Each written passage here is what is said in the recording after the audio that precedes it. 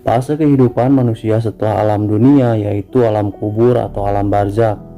Pada fase tersebut, manusia akan merasakan dua kenikmatan, yaitu kenikmatan kebahagiaan dilihatkannya surga alam akhirat sebagai alam selanjutnya dan kenikmatan pedihnya siksa kubur. Dalam banyak keterangan Rasulullah SAW menyebutkan nikmat dan siksa kubur. Keduanya merupakan ganjaran yang telah Allah berikan setelah hari akhir tiba.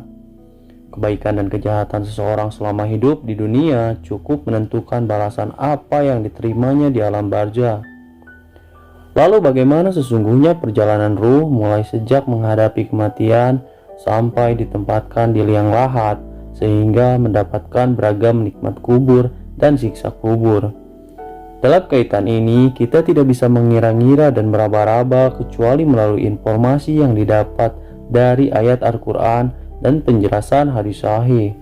Hadis tersebut antara lain yang diriwayatkan oleh Imam Abu Dawud, Imam Ibnu Majah, Anas bin Imam Ahmad dan yang lainnya. Dikomentari oleh Al-Hakim, hadis ini memenuhi kriteria Al-Bukhari dan Muslim. Dalam riwayat itu diceritakan bahwa suatu hari Baginda Nabi Shallallahu Alaihi Wasallam bersama para sahabat mengantar suatu jenazah sahabat Ansor.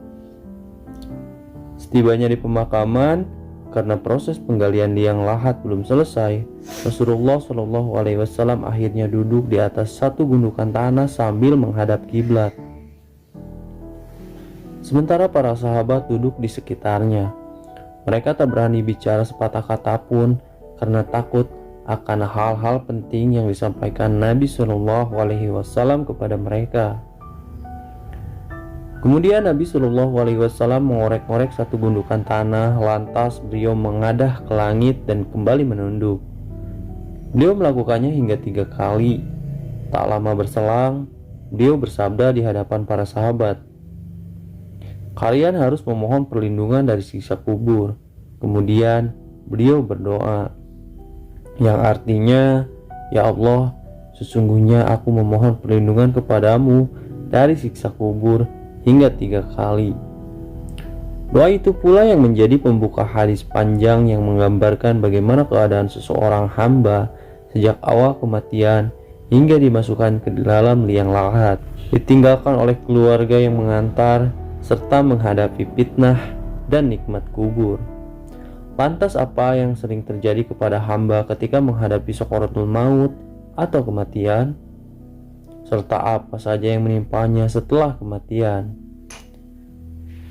Diungkap dalam hadis di atas bahwa keadaan manusia yang dijemput kematian ada 2 keadaan. Keadaan orang mukmin dan orang kafir.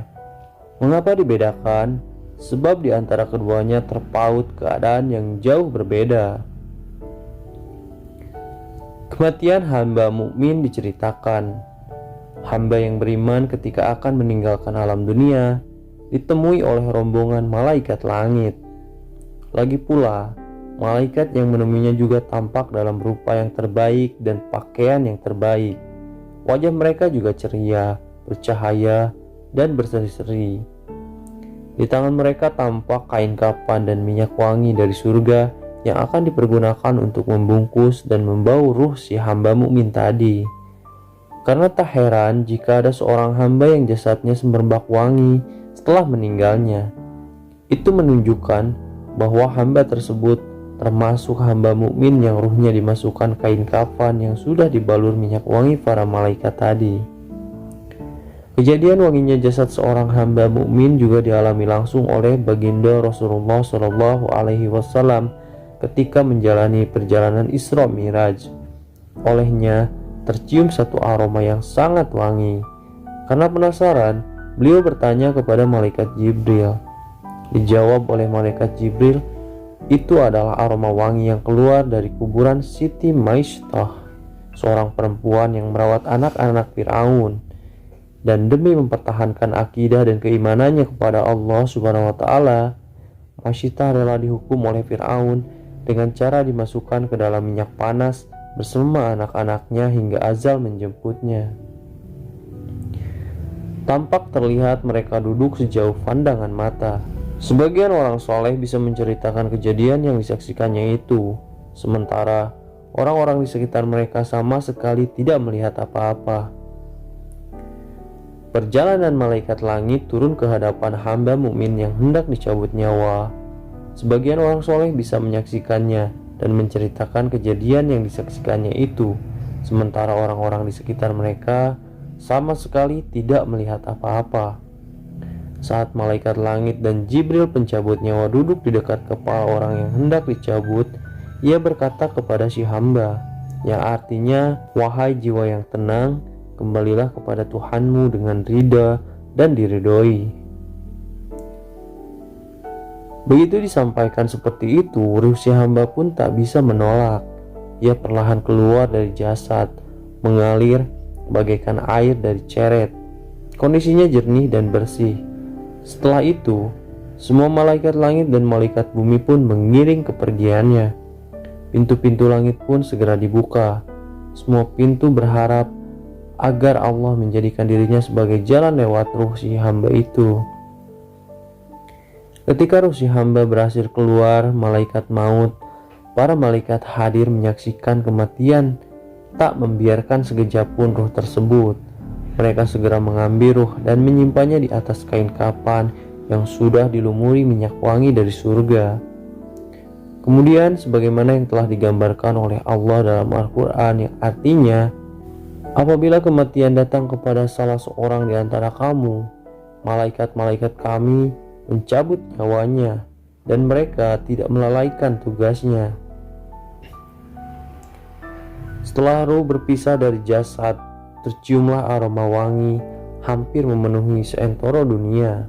Namun, hanya hamba-hamba yang dikehendaki yang dapat menciumnya. Rasulullah SAW sendiri telah menggambarkan melalui salah satu sabdanya, aroma wangi yang keluar dari ruh hamba mukmin bagaikan aroma wangi kasturi yang paling wangi yang pernah ada di muka bumi. Setelah berhasil menggenggam ruh si hamba, para malaikat lantas bertolak ke langit paling atas. Di perjalanan, setiap kali bertemu dengan kumpulan malaikat, mereka ditanya tentang ruh yang tercium wangi yang mereka bawa tadi. Salah satu dari mereka menjawab, "Ini adalah ruh Fulan bin Fulan."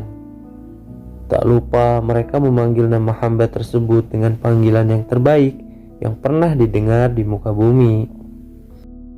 Setibanya di langit dunia, para malaikat pembawa ruh memohon izin kepada para malaikat penjaga langit dunia. Setelah diizinkan, mereka digiring oleh para malaikat langit dunia hingga ke langit berikutnya. Demikian seterusnya hingga sampai di langit ketujuh. Setibanya di langit ketujuh, Rabbul Izzati berfirman, "Tuliskan nama hambaku ini pada Illiyin, sebagaimana yang diungkap dalam Al-Quran yang artinya, tahukah engkau apa itu Illiyin? Itulah kitab yang berisi catatan amal yang disaksikan oleh para malaikat yang didekatkan kepada Allah." Setelah dituliskan nama sang hamba dalam Illiyin, kemudian disampaikan kepada para malaikat, "Kembalikan lagi ruh hambaku ini ke bumi, sebab kami berjanji kepada manusia akan menciptakan dan mengembalikan dan membangkitkan mereka di bumi. Hal itu seperti yang tersurat dalam Al-Quran yang artinya, darinya lah tanah itulah kami menciptakanmu, kepadanya lah kami akan mengembalikanmu, dan dari sanalah kami akan mengeluarkanmu pada waktu yang lain." Ruh pun dikembalikan ke bumi dan dimasukkan lagi ke dalam jasad, sehingga ia bisa mendengar suara sendal saudara-saudara, kerabat, serta kolega yang mengantarkan dirinya yang bergegas pulang menuju rumah masing-masing. Tak lama berselang, sang hamba didatangi dua malaikat, yakni Munkar dan Nakir, yang suaranya keras, lantang, dan mengagetkan. Pertanyaan pertama tentang Tuhan yang disembahnya sewaktu di dunia. Pertanyaan kedua tentang agama yang dianutnya. Pertanyaan ketiga tentang nabi yang diikutinya. Dan pertanyaan keempat tentang kiblat yang jadi arah sholatnya. Dan pertanyaan yang kelima tentang pemimpin atau kitab yang diikutinya. Semua pertanyaan menunjukkan fitnah kubur sekaligus fitnah terakhir yang dilalui seorang hamba mukmin. Pada saat itu, tiada artinya kecerdasan, tipu daya dan kebohongan mulutnya. Seandainya ada seorang kafir yang sejak di dunia menghafal jawaban dari pertanyaan-pertanyaan tadi, maka tetap tidak ada gunanya. Sebab yang akan menjawab adalah amal baiknya dan pertolongan Allah. Berkat keduanya, insya Allah ia akan bisa menjawab dengan teguh sesuai dengan firman Allah dalam Al-Quran yang artinya Allah meneguhkan orang-orang beriman dengan ucapan yang teguh dalam kehidupan di dunia dan di akhirat. Allah menyesatkan orang-orang yang zalim dan Allah berbuat apa yang ia kehendaki. Setelah itu terdengar ada suara panggilan dari langit. Hambaku itu benar, maka dihamparkan satu taman dari surga untuknya. Berikan pakaian dari surga, bukakan satu pintu surga, maka datanglah kepadanya aroma wangi dari surga dan dilapangkan kuburnya sejauh mata memandang. Hilang suara tadi, datang kepadanya suatu sosok yang menyerupai laki-laki. Laki-laki itu sangat tampan dan menyenangkan. Pakaiannya sangat bagus dan menyampaikan kabar gembira kepada si hamba. Ketika ditanya siapa laki-laki itu sebenarnya, maka diketahui bahwa ia adalah jelmaan dari amal soleh yang diperbuatnya semasa di dunia. Sementara keluarga dan anak-anak tak satu pun yang menemani. Yang tetap bersamanya adalah amal kebaikan dan kesolehannya. Saking nikmat-nikmatnya si hamba di alam kubur, sampai-sampai ia memohon kepada Allah agar segera didirikan kiamat. Tujuannya agar dirinya segera menerima nikmat yang lebih besar di negeri yang sangat indah, yakni surga Allah Subhanahu wa taala. Sebagaimana yang telah dijanjikan Allah disampaikan kepadanya, tenanglah, segala sesuatu juga ada waktunya. Ketika waktu itu datang, maka apa yang ditetapkan Allah akan terjadi, maka akan terjadi.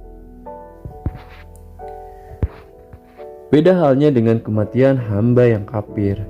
Sementara itu, perjalanan ruh orang kafir sungguh jauh berbeda dengan orang mukmin dan beriman. Ia dihampiri malaikat langit dengan wajah yang bengis dan keras. Mereka membawa musuh, kain yang tidak nyaman digunakan dari neraka. Para malaikat langit kemudian duduk di dekat kepala hamba yang kafir yang hendak dicabut nyawanya tersebut. Kemudian datang malaikat langit disusul langsung oleh malaikat Jibril. Dia memanggil, "Wahai jiwa yang busuk, keluarlah menuju murka Allah." Ruh seorang hamba yang kafir ketakutan.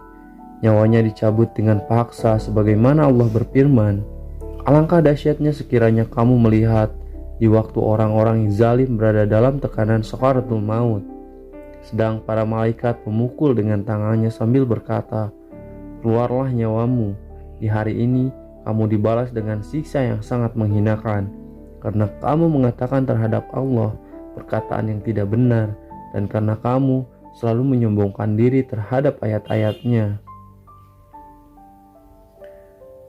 Saat itu malaikat maut akan memukuli orang-orang yang tak beriman agar nyawa mereka segera keluar dari tubuh. Allah berfirman dalam Al-Quran di surat An-Anfal ayat 50-51.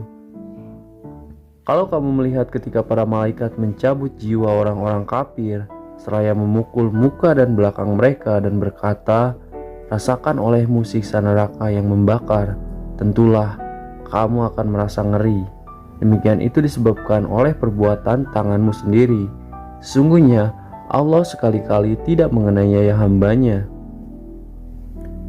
Kemudian ruh tersebut keluar dengan membawa bau yang sangat busuk, seperti busuknya bau bangkai yang pernah ada di muka bumi.